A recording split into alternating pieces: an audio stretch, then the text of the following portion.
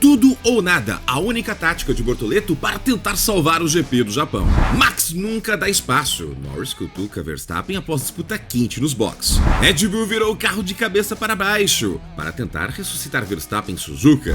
Hamilton e Leclerc contam os dias. Ferrari prepara a arma secreta para tentar reagir em 2025. Na Ferrari, a paciência virou estratégia, mas os pilotos da escuderia estão começando a perder a calma. Lewis Hamilton e Charles Leclerc deixaram claro após o GP do Japão que estão contando os dias para a chegada das atualizações prometidas para o SF25, o carro que, até agora, tem ficado aquém das expectativas em 2025. Apesar da mudança radical no conceito e da suspensão dianteira, com a adoção de um novo layout de haste de tração, o carro ainda sofre com falta de carga aerodinâmica, o que vem dificultando o desempenho frente à concorrência. A Red Bull continua soberana e a McLaren agora ameaça consolidar-se como segunda força, enquanto a Ferrari tenta entender os próprios limites. Leclerc mostrou algum otimismo após a classificação em Suzuka, na qual garantiu quarto lugar no grid. Ele afirmou que, ao longo do fim de semana, se sentiu mais confortável no carro após uma série de ajustes, mas reconheceu que os ganhos práticos foram limitados. Abre aspas. Estou em um lugar muito diferente comparado ao começo da temporada e me sinto muito mais à vontade com o carro. Espero que ele possa nos surpreender de uma maneira boa. Estou encontrando respostas sobre o que é preciso, o que já é bom, mas não está desbloqueando tanto desempenho. O Monegasco acredita que está conseguindo pilotar no limite com mais frequência, mas reconhece que o problema é mais profundo. Só precisamos trabalhar um pouco mais para ganhar carga geral. É que não somos rápidos o suficiente e não temos aderência suficiente para igualar o que a McLaren e a Red Bull estão fazendo nas curvas. Pela primeira vez no ano, Leclerc e Hamilton seguiram caminhos diferentes em relação à configuração do carro. O heptacampeão britânico optou por um acerto mais voltado para o ritmo de corrida, o que acabou comprometendo sua performance na classificação, culminando em um desempenho abaixo do esperado no Q3. Acho que Charles fez uma ótima volta hoje, muito bem feito para ele. Talvez ele tenha superado o carro um pouco, mas foi uma ótima volta. Da minha parte, não consegui tudo o que era necessário do carro. Precisamos melhorar com certeza. Hamilton demonstrou frustração com a dianteira do carro, sentindo falta de sensibilidade nas curvas rápidas. Uma falha agravada, segundo informações de bastidores, pela necessidade de adotar alturas de rodagem mais conservadoras em Suzuka. A decisão foi influenciada pelo episódio do GP da China, em que Hamilton foi desclassificado por desgaste excessivo da prancha.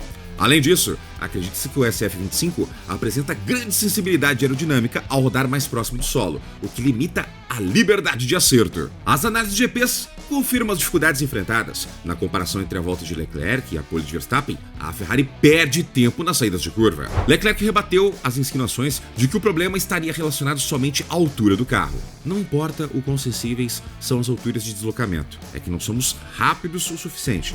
A expectativa agora gira em torno das atualizações que devem estrear após a atual rodada tripla. A Ferrari espera entregar ao SF25 um pacote de downforce que o aproxime dos rivais, como fez em 2024, quando conseguiu terminar a temporada em ascensão. Até lá, Hamilton e Leclerc seguem pilotando no limite do que tem nas mãos e torcendo de forma silenciosa para que o que está por vir realmente mude o jogo. A vitória de Max Verstappen no GP do Japão não veio fácil, nem mesmo para os padrões do tetracampeão mundial. Segundo o chefe da Red Bull, Christian Horner, a equipe teve que fazer uma verdadeira revolução no RB21 durante o fim de semana para colocar o piloto de volta no topo do pódio. Abre aspas. Nós literalmente viramos o carro de cabeça para baixo em termos de configuração. Verstappen iniciou o fim de semana longe de seu melhor desempenho. Durante os treinos livres, o holandês se mostrou desconfortável com o carro, afirmando que estava sem confiança no comportamento da RB21, algo incomum para quem domina regularmente o grid. Esse sentimento se refletiu nos cronômetros. Verstappen chegou a ficar mais de meio segundo atrás das McLaren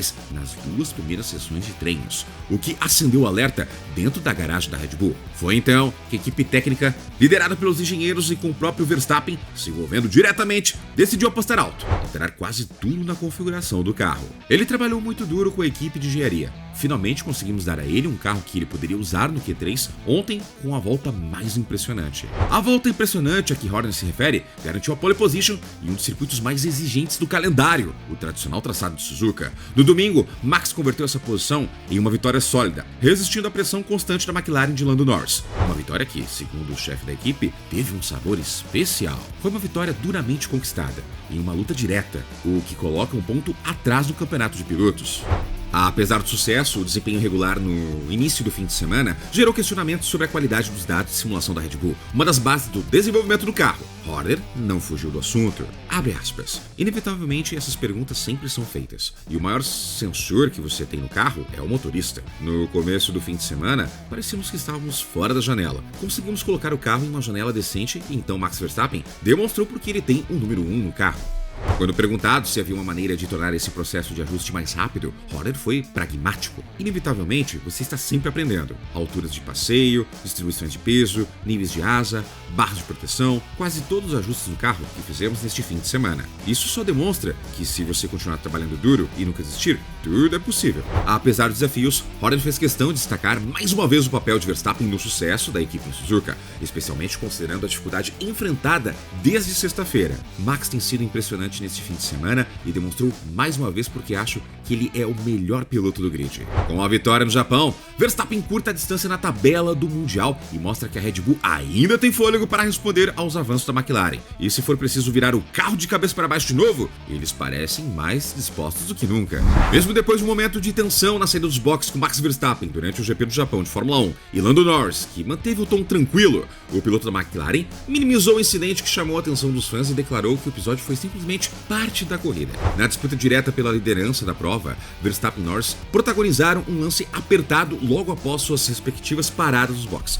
O britânico, ao sair lado a lado com o tetracampeão da Red Bull, chegou a perder tração ao passar com o pneu dianteiro na grama, levantando um breve suspense no circuito de Suzuka. Mesmo com ambos os pilotos expressando insatisfação via rádio, Norris acusando Verstappen de tê-lo forçado para fora e Max alegando que o rival havia reduzido demais a velocidade no pit lane, a postura do britânico foi de maturidade após a bandeirada. Abre aspas. É corrida, eu acho. Ele ainda estava na frente, meio que se espreme em um, e Max é o último cara que eu esperaria que me desse espaço, no bom sentido, no sentido de corrida. Então, nada mais do que isso. A direção de prova da FIA também não viu necessidade de aprofundar o caso. Pouco tempo depois do ocorrido, os comissários confirmaram que nenhuma investigação adicional seria necessária, encerrando qualquer possibilidade de penalidade para os envolvidos. Max venceu a prova com autoridade, garantindo a primeira vitória da temporada 25 e a quarta consecutiva em Suzuka, em um fim de semana simbólico, marcando a última corrida da Red Bull em parceria com a Honda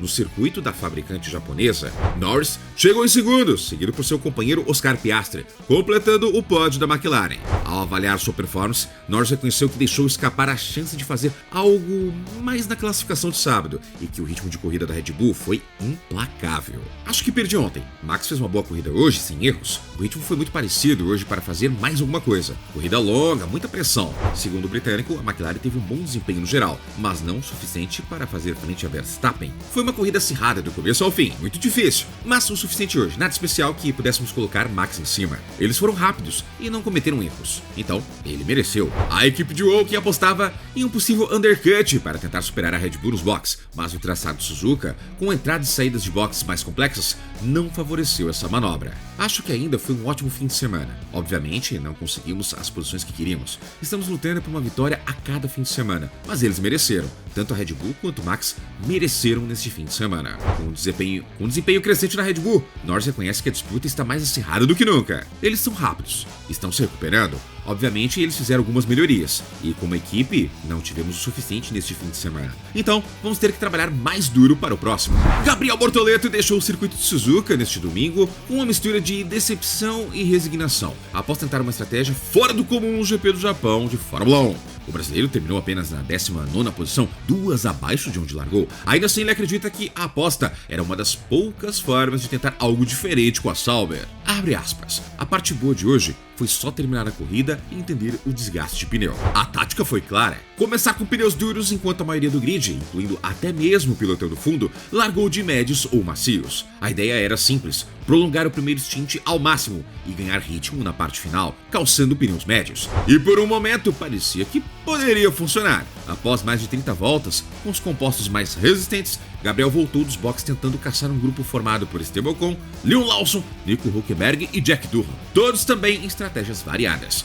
No entanto, apesar da aproximação, as ultrapassagens não vieram. Gabriel revelou sua frustração de não conseguir estar passando com o DRS, de estar preso em um trem de carros separados por menos de um segundo, o que permitia a todos usarem a asa móvel. O brasileiro destacou também o desempenho sólido de Ocon. A ousadia, porém, teve pouca companhia, além dele apenas Ocon, Durham, Stroll e Lewis Hamilton, o único do pilotão da frente, optaram por essa abordagem. E como o próprio desempenho do heptacampeão mostrou, o plano não foi exatamente um bilhete premiado. Segundo Gabriel, o plano havia sido traçado antes mesmo da largada, mas o início foi desastroso. O brasileiro perdeu posições logo nas primeiras curvas, despencando para o último. Não foi muito boa. Tudo bem que tinham 2 carros de macios atrás de mim, mas dava para ter segurado o Ocon, fecha aspas. Com a corrida em andamento, restou a Gabriel tentar maximizar o stint longo, manter os pneus vivos e buscar posições durante as janelas de parada. O esforço, no entanto, não foi o suficiente para escalar o pelotão. Ao final das 53 voltas, restou apenas a análise técnica. Terminar o GP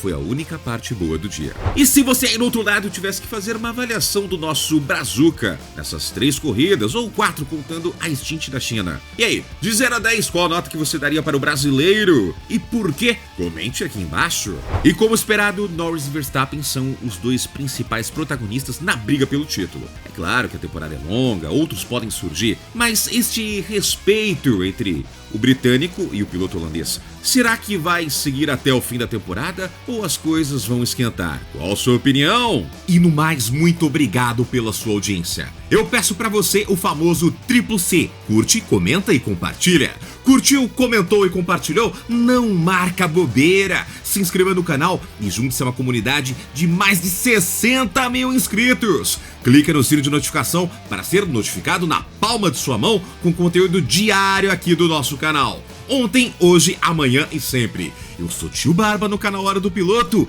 e até o próximo vídeo.